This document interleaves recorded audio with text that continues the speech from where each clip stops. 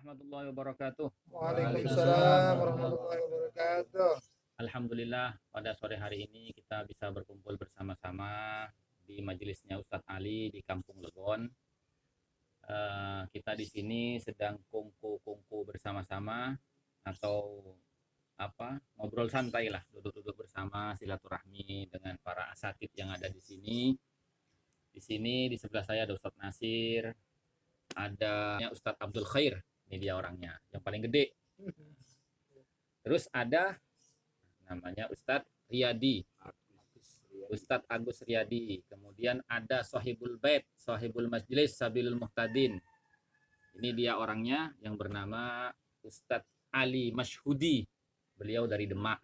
Alhamdulillah kita bisa kumpul di sini bersama-sama dalam rangka silaturahmi dan juga ngobrol-ngobrol santai. Nah, kira-kira permasalahan ya gimana ya? Kalau tentang masalah Gus Dur itu bagian dari zuriyahnya Rasul atau bukan gitu kan.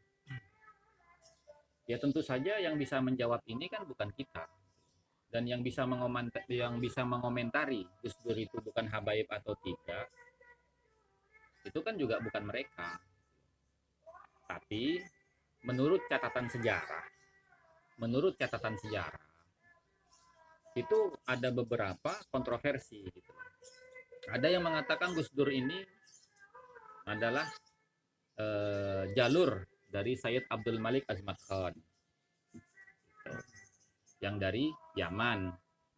Jadi di dalam itu saya rasa mereka yang menerangkan bahwa Gus Dur itu adalah keturunan daripada Rasulullah dari jalur Sayyid Abdul Malik Azmat Khan itu mengutip dari kitab Asyamsul Zahirah di halaman 525. Itu memang ada penjelasan di situ bahwa Wali Songo itu sebagiannya itu adalah keturunan dari Sayyid Abdul Malik bin Alwi Amil Faqih dari Hadramut yang hijrah ke India menurut di kitab Syamsul Zahirah. Tapi bagaimanapun kita di dalam menentukan suatu sejarah itu kan tidak boleh keluar dari kultur budaya setempat.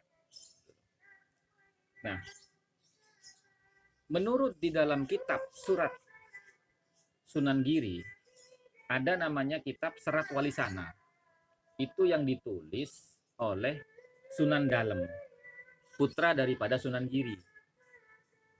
Nah, kitab Serat Walisana ini ditulis oleh beliau kalau tidak salah di tahun 1400-an. 1445 atau berapa gitu. Kurang lebihnya segitu. Jadi jauh sebelum Portugis atau orang-orang asing itu datang ke Indonesia untuk menjajah, jauh sebelum itu. Dan menurut kitab Serat Walisana itu, ya, keluarga Wali Songo ini, khususnya Sunan Giri dan Sunan Kudus, itu adalah zuriyah daripada Syekh Abdul Qadir Al-Jailani. Dan itu sudah disahkan oleh Naqabatul Ashraf Al-Hasaniyah Al-Idrisiyah dari Maroko. Nah, silakan dicek di YouTube-nya NU Online.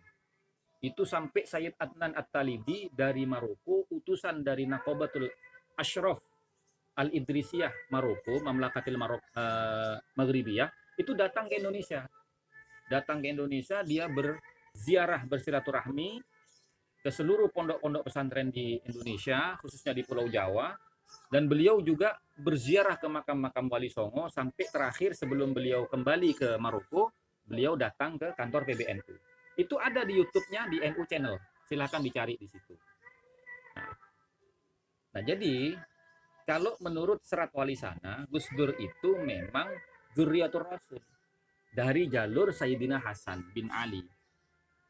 Nah, turun ke bawahnya itu dari jalurnya Syekh Abdul Qadir Al-Jailani.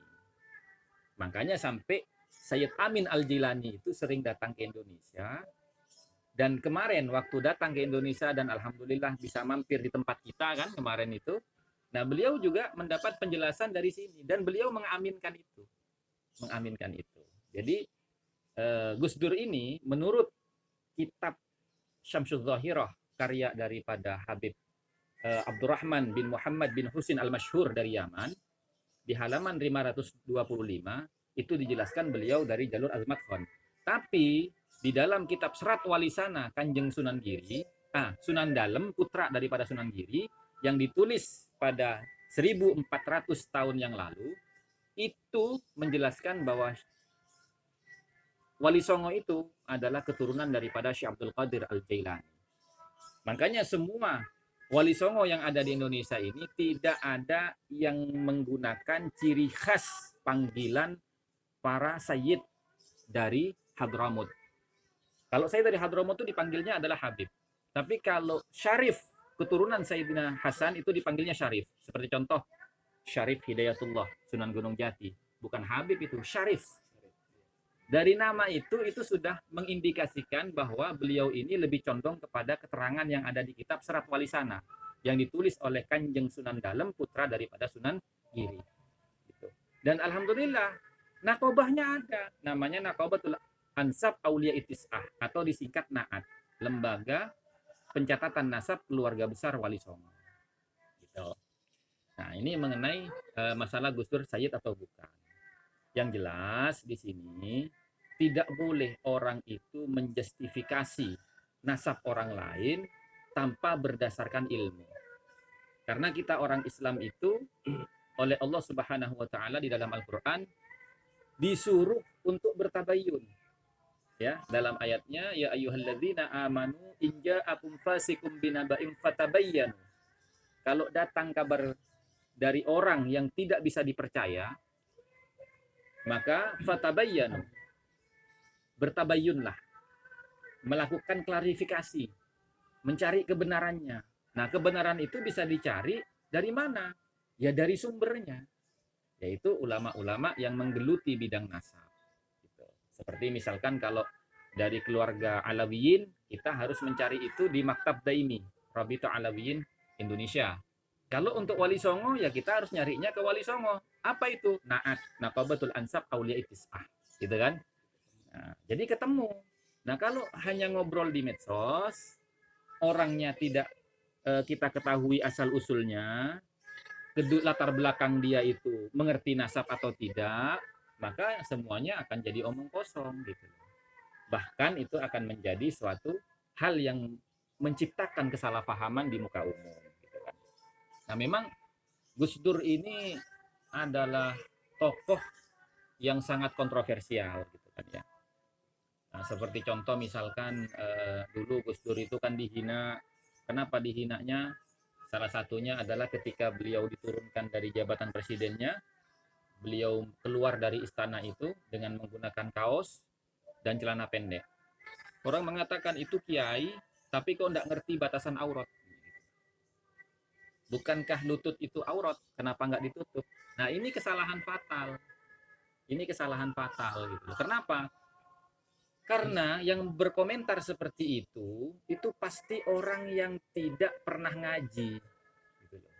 Kenapa? Karena orang ngaji dan tidak itu bisa kita ketahui dari komentar dia, dari statement dia, dari gaya bicara dia. Karena apa? Karena sekarang gini pertanyaannya. Yang namanya aurat itu apa sih? Kalau memang Gus Dur disalahkan karena beliau keluar pakai celana pendek, pakai kaos, terus pakai celana pendek, itu salahnya di mana? Karena tidak pakai celana panjang. Apakah lutut itu bagian dari aurat? Kan tidak. Tidak. Nah, seperti contoh misalkan, di semua kitab fikih, itu ketika berbicara tentang aurat, itu kalimatnya bukan minas surrati ilar rukbati, dari pusar sampai lutut, bukan itu redaksinya. Tapi redaksinya adalah ma bainas surrati war rukbati, perkara yang terdapat di antara pusar dan lutut. Makanya di situ di dalam kitab Bujairimi Al-Khatib dijelaskan gitu loh. Innas surratah war rukbatah wa amma surratu war rukbatu falaisa minal aurah. Ya. Jadi pusar dan lutut itu keduanya bukan termasuk bagian daripada aurat. Wa in wajaba satru ba'dihima, walaupun ada kewajiban menutup sebagian dari keduanya. Gitu loh. Jadi Gus Dur keluar dengan pakai celana pendek, ya kan, lututnya kelihatan, asalkan pusarnya nggak kelihatan nggak jadi masalah. Gitu loh. Nah ini kan berarti kita tahu bahwa oh ternyata orang ini nggak pernah ngaji kitab fikih nih.